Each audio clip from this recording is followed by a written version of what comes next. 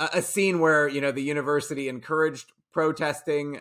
Those protests turned violent, and it threatened the safety of our students and our staff, and we were forced to end a debate that cost us quite a bit of money. We were forced to end that early. Hello, my name is Anne McElhinney, and welcome to the Anne and Phelim Scoop. As you can see, it's just the Anne in the Anne and Phelim Scoop today, because Phelim is still in Ireland.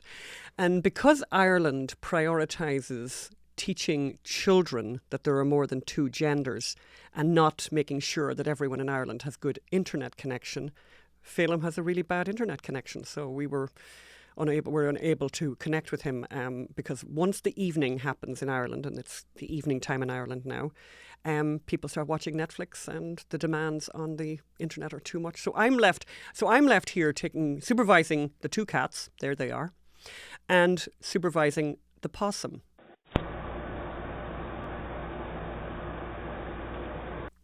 And I just want to say one thing about the possum. My husband is away, and how husbands are so sweet and everything. So his big priority, and what was really on my husband's mind the other night, he writes and goes, "Are you sure you're feeding the possum?" This is what he writes to me, right? So I suppose he wrote it because he probably knew I had forgotten to feed the possum. So I started to feed the possum. So here's the possum having its dinner. We do love the possum, I have to say. I don't know why Magda can't understand my love of possums, and I can't really explain it either, because she says that her love of her dog is connected to the fact that he gets extremely excited every time he sees her. It's not what's happening with me and the possum, but anyway, I don't know what relationship I have, but I do love them.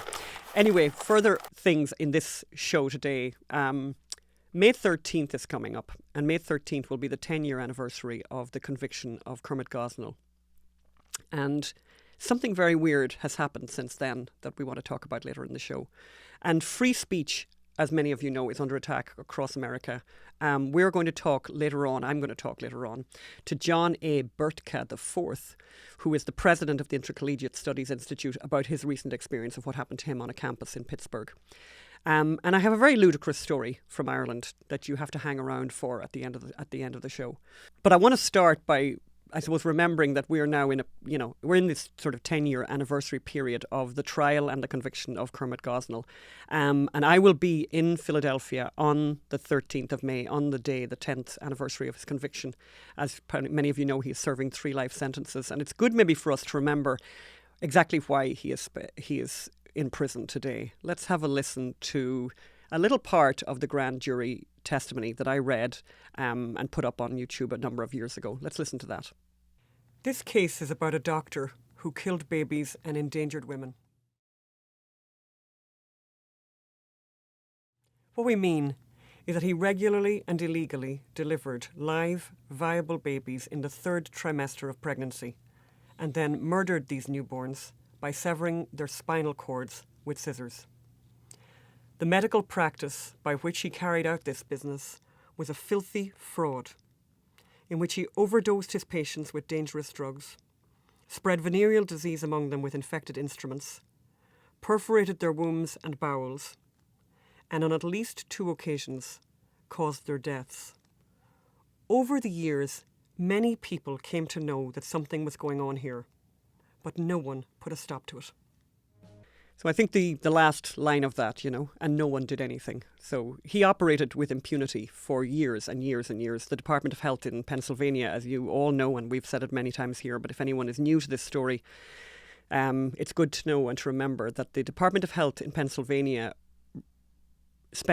allowed Gosnell to run his House of Horrors for 17 years without an inspector crossing the threshold. 17 years. And during that 17 years, it wasn't as if they weren't getting complaints. They were getting constant complaints. And not only were they getting constant complaints, but 2 women died. A Bhutanese refugee, Karnamaya Monger, died, and a young African-American mother died, Samika Shaw.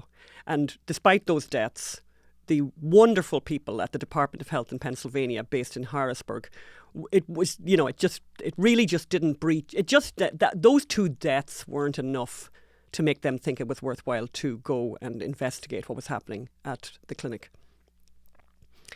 No matter, if I live to be 1,000, I'll always constantly talk about that and talk about those awful, awful, awful people at the Department of Health in Harrisburg, who were so, whose conviction about abortion is so entrenched and so over the top and so ludicrous that they would actually prefer to protect a murderer, basically, or at least at that point they would have known a doctor that was that was a doctor with suspicious activities, that they would prefer to protect that doctor than to investigate. There's no other real explanation. The same people in that Department of Health were closing down restaurants at the time. They were closing down nail salons. They were regularly inspecting nail salons at that very same time, while this man was operating with impunity. And he wasn't in the middle of nowhere. He was right there in West Philadelphia. And as I said, I'll be there in West Philadelphia. I'll be there in Philadelphia on May the 13th. I'm going to put up some information about exactly what's going to happen. I'm doing a lunch forum with at the Faith and Liberty Centre. And also, by the way, for those of you who might be in the area, so that lunch is going to happen at 11 a.m. to 2 p.m. And then afterwards, there's going to be a prayer vigil, a memorial service at 3801 Lancaster from 4 to 5 p.m. on May the 13th. So people, if you're around, and this is the Pennsylvania Family Organisation that are arranging this, we'll have all of the details and all of the links in the show notes. But please come and say hi, one of the things that I always say, it sounds so weird, but despite how awful this story is, the really nice thing is I have met the most extraordinary people because of doing this story and making, writing the book and producing the movie and the play and the podcast.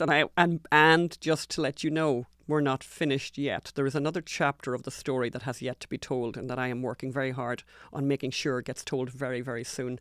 One thing I kind of wanted to mention, and I think it's really important, is, since Gosnell went away, obviously we had the Dobbs decision and Roe v. Wade was overturned, which was something that the pro-life movement have worked on for, tirelessly for decades, and was a great success for the pro-life movement. However, since that happened, the mainstream media have written an enormous amount, spilt an awful lot of ink writing about extreme abortion laws. Like, they're talking all the time about these really extreme abortion laws that they're saying are happening all over the country, where where abortion rights, or whatever they're calling them, or there's abortion laws, or abortion is being restricted, right, in these different states.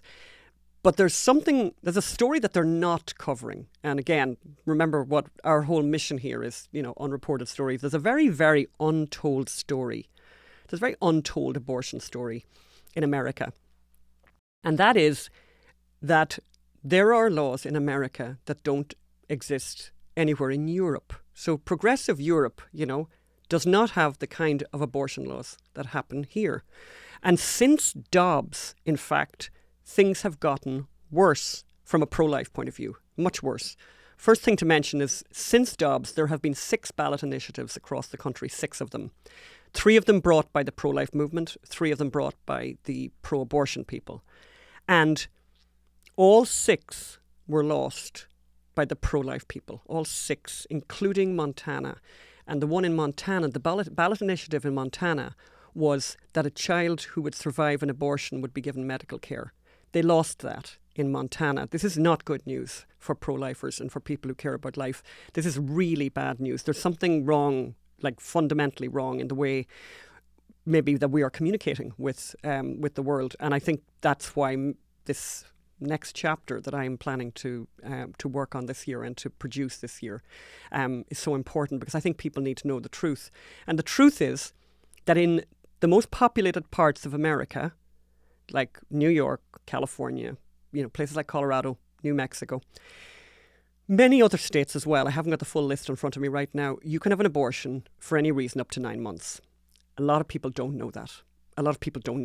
And this should offend everyone. The Europeans would never dream of doing this. Even the Europeans don't do this.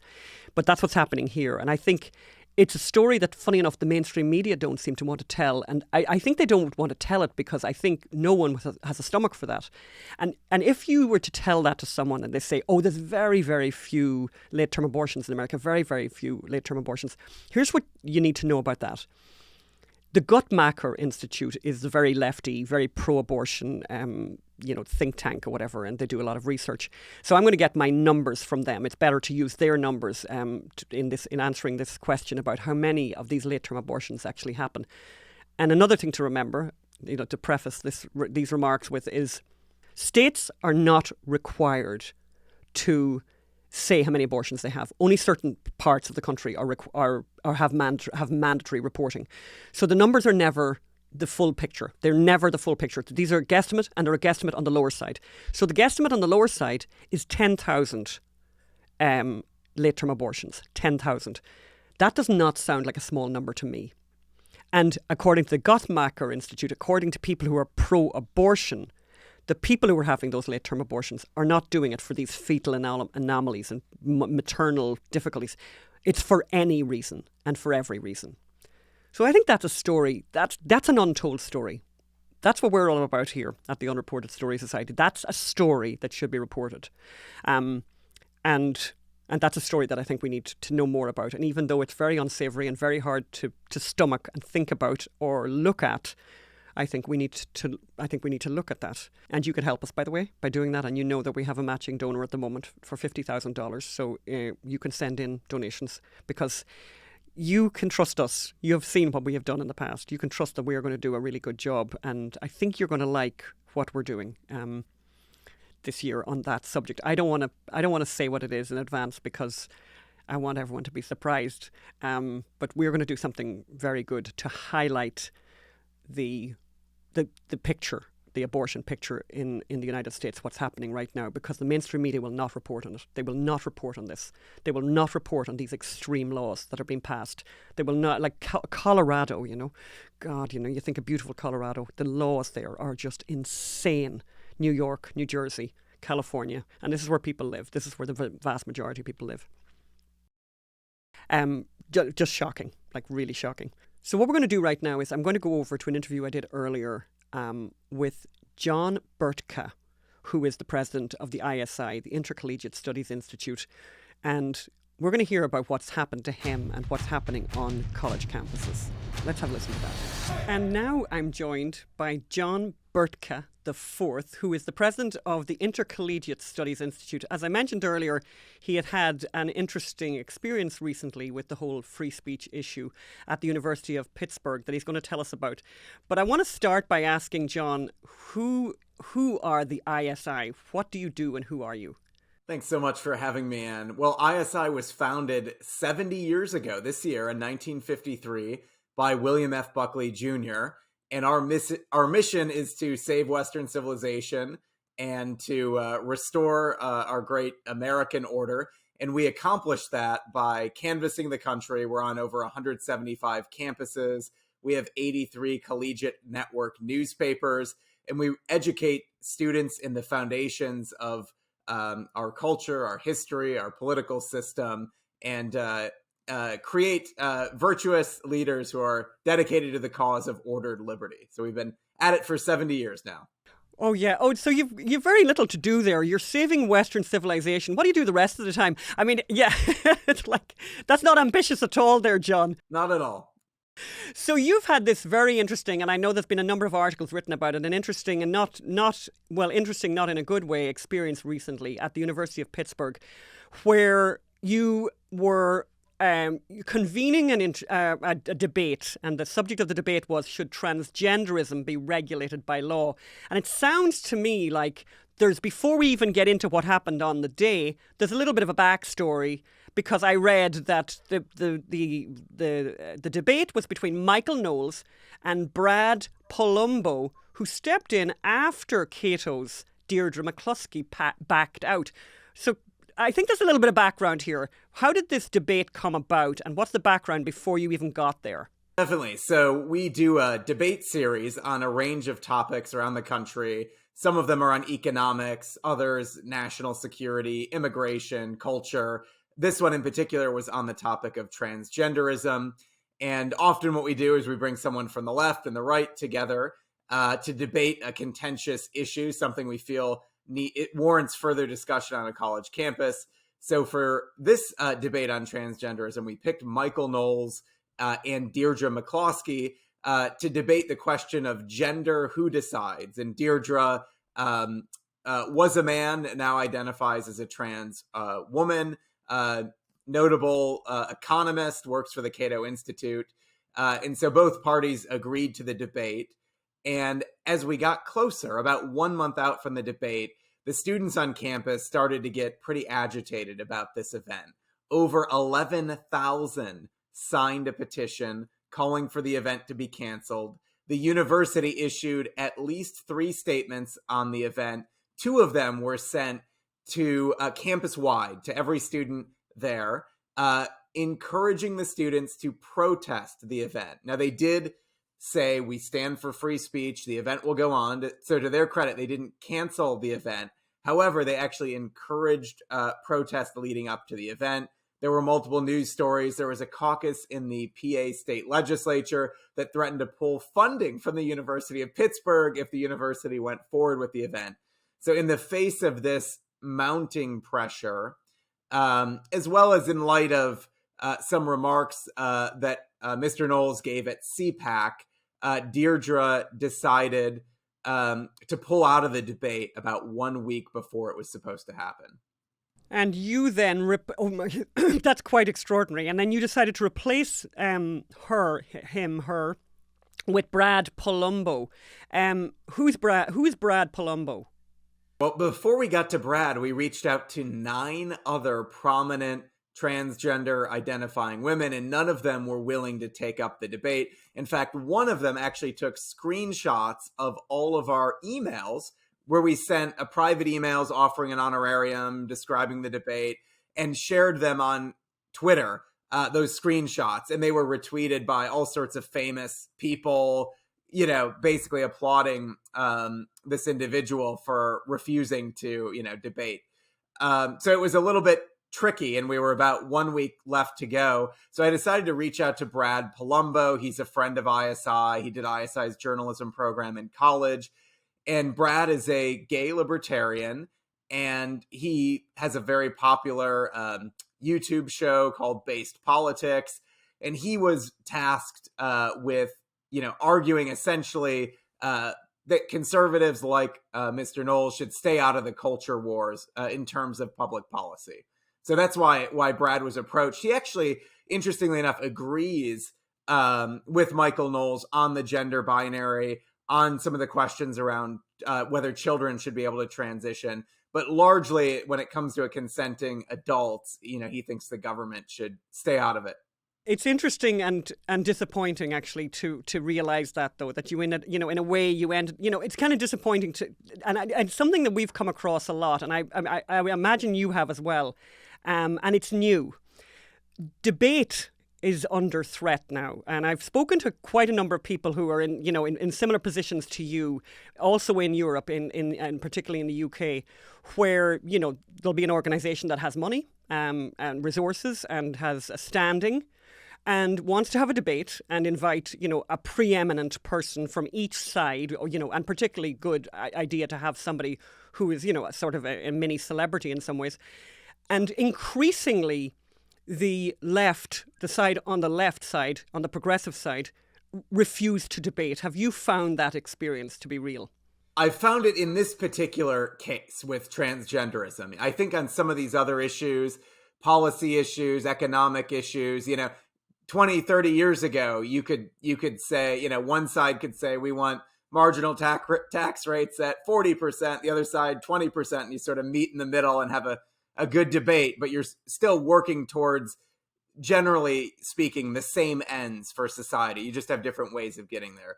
You know, now it's sort of fundamentally different ends, particularly on the social issues. So I think that's the area where we're seeing more challenge finding people willing to debate.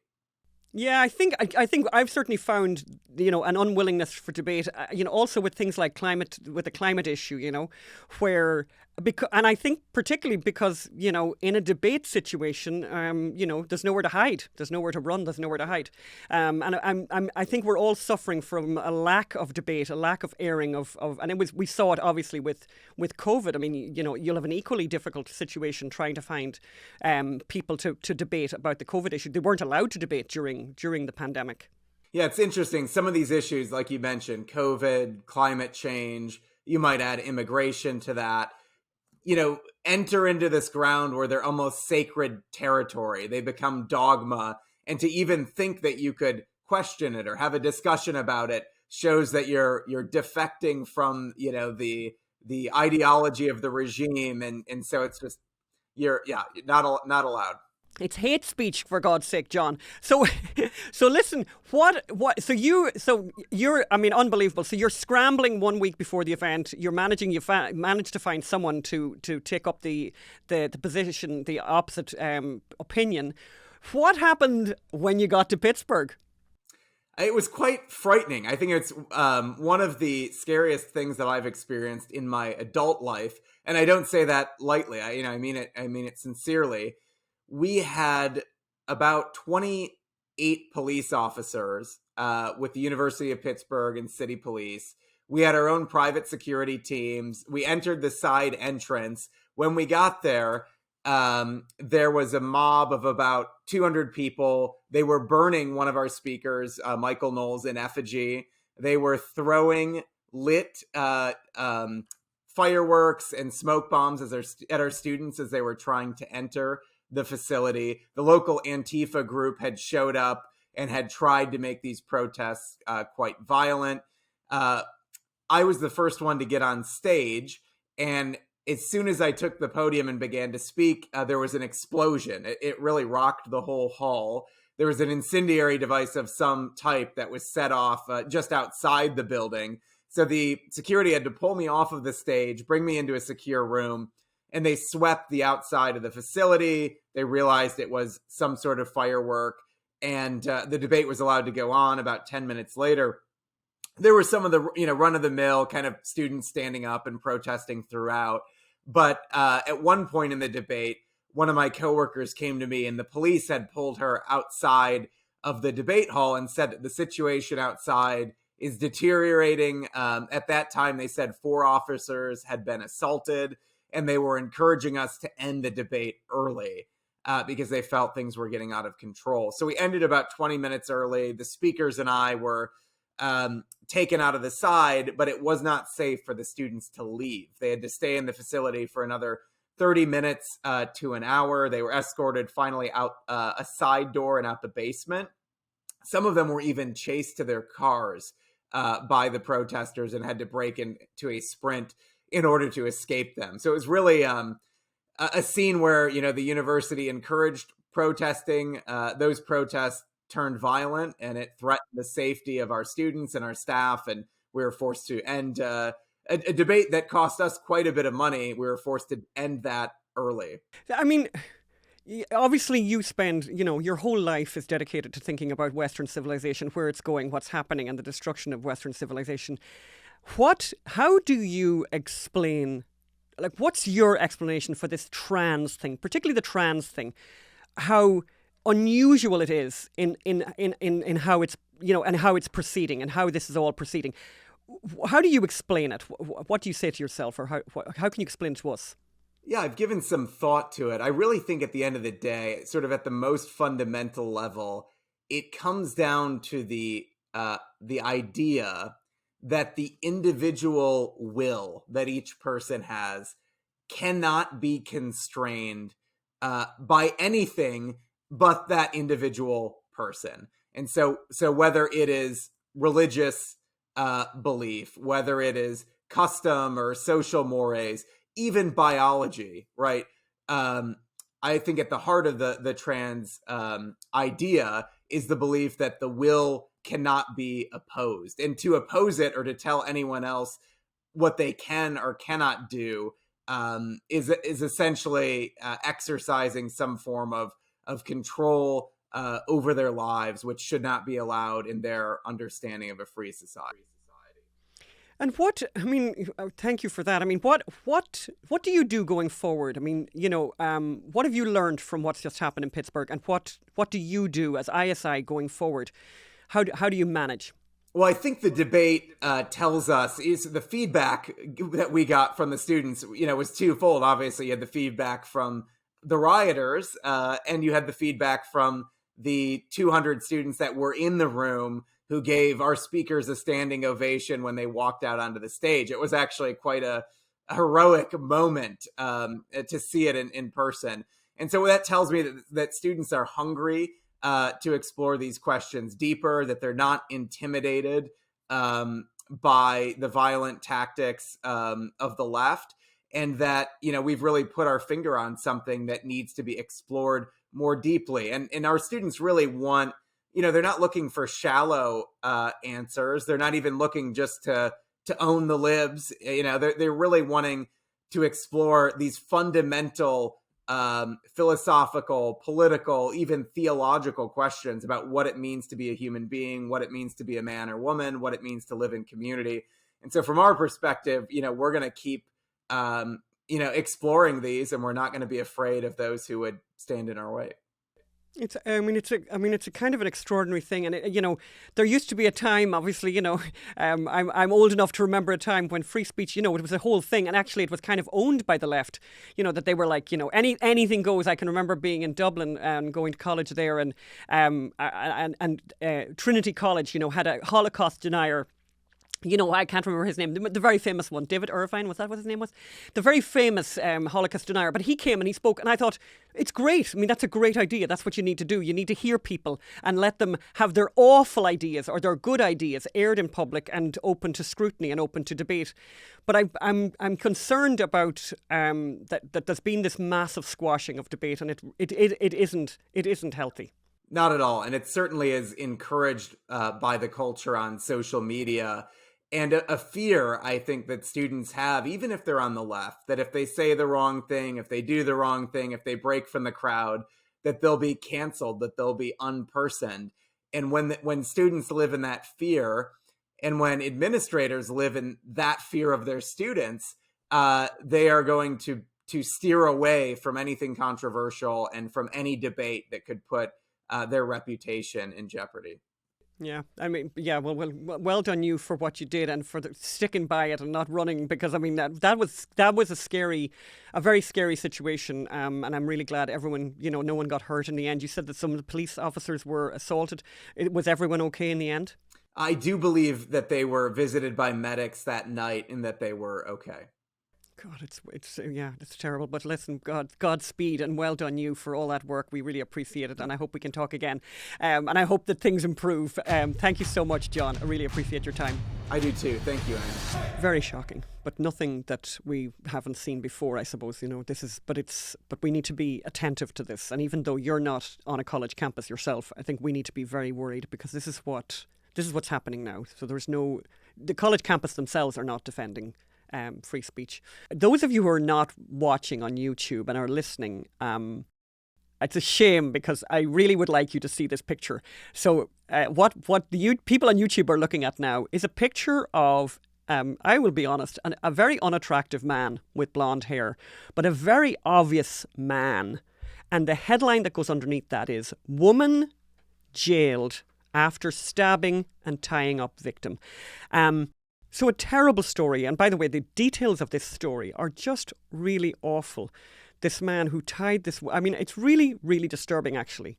Tied this woman to a chair and all kinds of, assault on her till she gave her PIN number, and he went to the bank and stole money. Just awful, this dreadful thing. But of course, as I said, the BBC, this individual then decided to identify, of course, as a woman for the benefit of going to a woman's prison. And a guy in Ireland, a man called Ian Bannum, on Twitter wrote into this, because people put the picture up on Twitter, and this guy Ian Bannum wrote into this and said, exactly, it's a man. This clown world is ridiculous, right? So I think all of you would agree with that. Ian Bannum is gay, and he is a choreographer, and he works in Ireland, and he in fact is the choreographer working with a band who have an entry into the Eurovision Song Contest. The Eurovision Song Contest is a very Irish, very European thing. The band have decided to sack him for his remarks, for stating the very obvious. They have taken away the man's livelihood for saying something as obvious as looking at this photograph of this man, this violent criminal, and calling that man a man. And he's lost his job. He's lost his livelihood for it. unbelievable. Just horrible. And I just, for those of you, I mean, I said this the last time, and I think unfortunately we are going to have to talk about trans. And I think a lot of times, certainly when this story started, I really wanted to run away from it because I find it it's demonic. It's very, very disturbing. But I think even if it's not happening to you or to somebody close to you, you have to be engaged with this. And it's something that we need to be, every politician needs to come out and speak very strongly about standing up for rationality and for not we're being gaslit here. We're being gaslit if we're being asked to look at that photograph and say that that's a woman. And we can't allow ourselves to be gaslit. If anyone's looking for a really great article about this that I thought was fantastic, I've been sharing it to friends. Lionel Shriver, fabulous Lionel Shriver, writing in Unheard, has basically written a piece called "Trans is the New Anorexia," and you have to read it. It's really, really good. I'll put it up in the show notes. Really, really excellent. Where she's saying, so people had anorexia. You remember anorexia was very popular and was a whole thing and dreadful and very, very damaging, and people's bodies were, destroyed for life. People died from anorexia. However, people didn't meet a doctor and say, I feel, with anorexia. They didn't meet a doctor who said, yeah, you know what? We're going to put you on a very strict diet of, one cracker a day and a glass of water. That no doctor went along with anorexia, even though the person who said I have anorexia, the person who had they obviously they didn't say they had anorexia. The people who had anorexia were saying I'm really fat, despite the fact that they weren't. Nobody said it's true. They identified it as fat, but nobody said you're right about that. They were wrong about that, and doctors called them out. That's not what's happening with the trans madness. With the trans contagion, young people who are confused, who have a range of difficulties, mental health difficulties, maybe have anxiety. In some cases are just a child who's, just a little bit of a weirdo, a little bit of a weird kid, a little nerdy kid who doesn't fit in and is really concerned about that and is trying to fit in, doesn't know why am I different from everybody else, and has found this way of reasoning with that and found this, solution. And the solution is this madness, this trans madness, which left unsupervised leads to all kinds of awful things, particularly, hormone suppressing things and puberty blockers and surgery and awful things, just awful things. So people need to call this out at every stage. But the real awful problem is that unlike previous times, every last institution, and please, if you are out there, correct me if I'm wrong, but every last institution is supporting this madness. They're supporting this madness. The medical establishment support this madness. Universities support this madness. Schools, high schools, pretty much everywhere. The churches, actually, that's a good one. I don't know what the church's position is, but are they coming out strongly speaking against this? They need to. They certainly need to. But part of the problem, and what's really scary, is the fact that, again, as usual, Hollywood are way ahead on this. Hollywood are supporting this, and the propaganda from Hollywood is very, very intense. Phelim and I are, we do watch quite a bit of television, and we love our procedurals. We love those, medical procedurals and legal procedurals. And there was one that we've been watching, but we actually have been talking about giving it up because of the fact that it's so woke and it's so full of propaganda. And it's called The Good Doctor. And the premise of The Good Doctor is there's this doctor who has, he's autistic. He's very much off the scale in terms of autism, but obviously has this brilliant mind. He's this kind of idiot savant idea, I suppose, whatever they called it. And he's brilliant at diagnosing people and all of that. Have a look at this clip from The Good Doctor. So understand that the guy that's acting kind of weird, the doctor, he's the autistic one. And they have a patient who is saying that the patient who is a boy is saying, I'm a girl. Have a look and listen to that.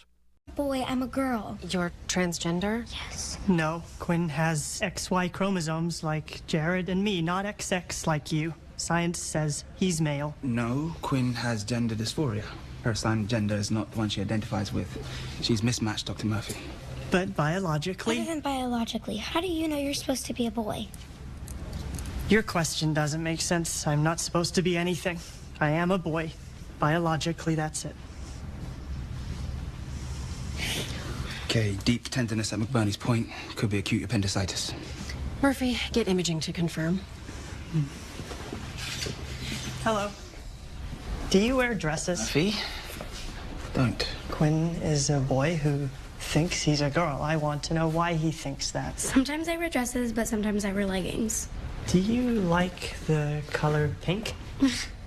I'm more of a purple girl. Do you play with dolls? Since I was 5, but I'm super into mermaids. Do you take dance? Murphy, 20 questions are up. I only asked 4. Do you wear Doesn't perfume? matter. The CT's ready. Let's Do go. you always paint your nails? Let's go.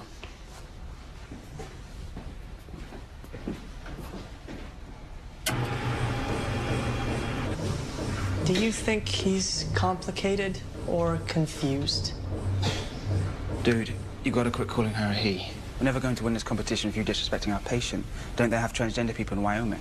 Okay, transgender patient care was not part of my medical school curriculum. Was it part of yours? No.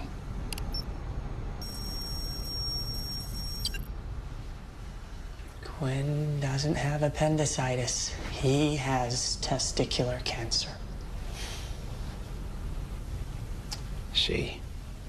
So just to understand, that show was watched by over, I think it was 3.5 million people on the night that it was shown. And don't forget that those shows are obviously, retained and can be watched on streaming. So this would be even a larger audience of people watched that. And that clip doesn't show you how the show ends. And I can tell you how the show ends. The autistic doctor, who is usually, you can rely on that autistic doctor. That's the one, the thing that the premise of the whole story is that you can rely on him to be super, super scientific, and it's that's the whole premise of the show. The show ends and he calls that boy, the boy with testicular cancer, a girl. That's how the show ends, This is gaslighting, This is classic gaslighting. This is enough to drive people completely nuts. You're being asked not to believe your own eyes. You're being asked to say that somebody who has testicular cancer is a girl. Complete madness, and we have to call it out every time we possibly can. We have to call that out. We are coming to the end of the show, but I want to. Because I think the last day, do you remember I did the Margarita, and I felt like we missed out on showing you the footage, by the way, of the Margarita getting made, and I want to show that because it kind of features my friend Geraldine and her and the guy Barry who's bought her restaurant, and they're making this lovely Margarita. Now it's interesting, I read from somebody wrote in the notes on YouTube and said Patron, they were very sharp about Patron, that they didn't like Patron at all. I would say use whatever tequila you like yourself now, but I thought the Patron now was very nice, and I definitely very much enjoyed it. But there you see Geraldine and Barry making the cocktail in Geraldine's gorgeous home in Mexico, beautiful in the sunshine, and very, very simple. I was amazed, I have to say, at the ratio that she uses. So remember again, it was 1 shot of lime juice to 2 shots of tequila, but then she shook it. Yes, okay, so shake it 17 times. Keep this in chocolate. Yeah, harder. And she obviously had that little squirt of agave to sweeten it up just a little bit, served over ice. Tasty. Clean, fresh, tart, and it's got. But that's the end of the show. We will have Phelim McElhinney back next week, which I'm very happy and excited about, with all his stories from Ireland about how crazy Ireland is. And Ireland is really, really, really crazy, as we've shown you from these, particularly this trans story, and the fact that the high schools in Ireland are going to teach this gender stuff. They're going to teach that in the high schools in Ireland. It'll be mandatory to teach that. So yeah, so that's that, so for those of you who have these ideas that Ireland, kind of Ireland of the welcomes, and Ireland, it's all very, God, and them all, the leprechauns and all that. Oh no, we've moved on from all of that now, and we've moved on from the Catholic Church and all of that to this new something new and ugly and awful, I have to say. But I would also say Ireland also has a very large population of fabulous people. They just don't get represented anywhere in the media, and we don't get to hear from them. That's me for this week. Looking forward, as I said, to having Phelim back next week. We'll talk then. Bye.